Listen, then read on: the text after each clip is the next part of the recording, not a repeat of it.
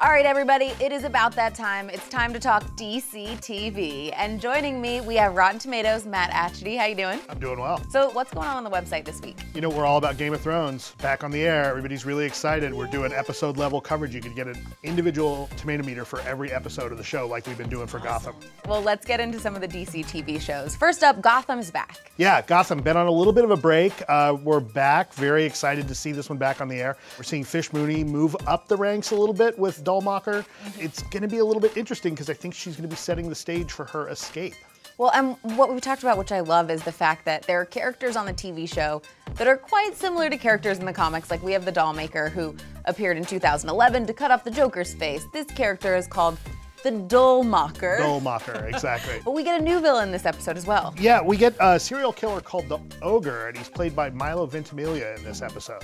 And that's a character, too, that we have in the comics, but this one's a bit different again. Yeah, this is not the one that we know from the comics. This is a newer, earlier version. I like that on Gotham, we are kind of messing with a lot of the canon and doing a little bit of a spin on it. Yeah. And it's great because you kind of think you know where the show's going to go, but then it allows it to take some twists and turns. It's really exciting. Well, now that we have all these villains on the show, I keep thinking, are they gonna work together? I like that the show's established nobody really likes working together. Like they all have their own plots against each other. They're all very selfish villains. Yeah, exactly. But we do have some characters that do like to team up, generally the heroes, and that happens on this week's The Flash. Yes, we get a new villain this week, Brie Larson playing the Bug-Eyed Bandit, played by Emily Kenny.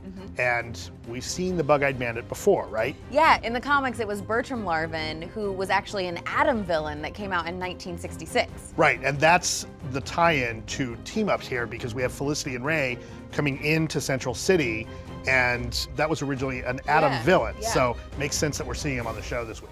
Next up, we've got iZombie, Flight of the Living Dead. What can we expect in this episode? We're gonna see Liv eat the brains of her Daredevil sorority sister from college. I do really enjoy the fact that we're starting to see her eat brains and pick up more traits from these characters, but I think it also puts her in new environments where maybe she'll meet some other people. Yes, maybe get a little zombie-on-zombie romance. It's now the Zom-Rom-Drom-Com, right?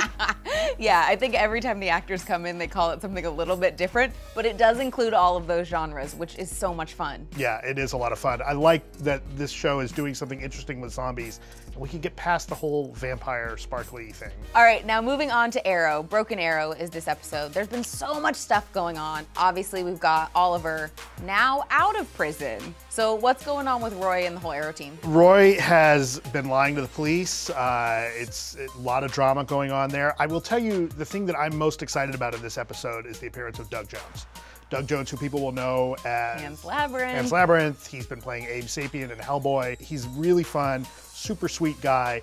And you wouldn't know that from the villains and the characters he plays because he plays these terrifying, weird characters. When you say he generally plays terrifying roles, and I think in this case, he's playing Deathbolt. He first appeared in the comics in 1983, and that's a character that's really scary, so you're kind of like, great casting, perfect casting again. But he definitely brings something new to the whole Arrow set, the Arrow vibe. Yeah. Another character that I think is gonna have some pretty interesting things going on for the future, Roy. Yes, Roy is gonna be very interesting. You know, he's in prison, took the fall for Oliver.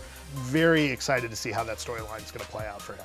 We've talked about all the DC TV shows for this week, but let's get into my favorite little segment of this show, Bad Apple of the Week. Yeah, Bad Apple of the Week is Roy. He's been lying to the police about being Arrow. You know, if you're gonna lie to the cops. You're gonna lie to the cops for Arrow, though. Yes, you are, but it still kind of puts him in Bad Apple territory. Well, we'll see what happens with him. I mean, he's in prison now, so it could go a lot of ways. Yeah, absolutely. Well, thanks, Matt. Thank you.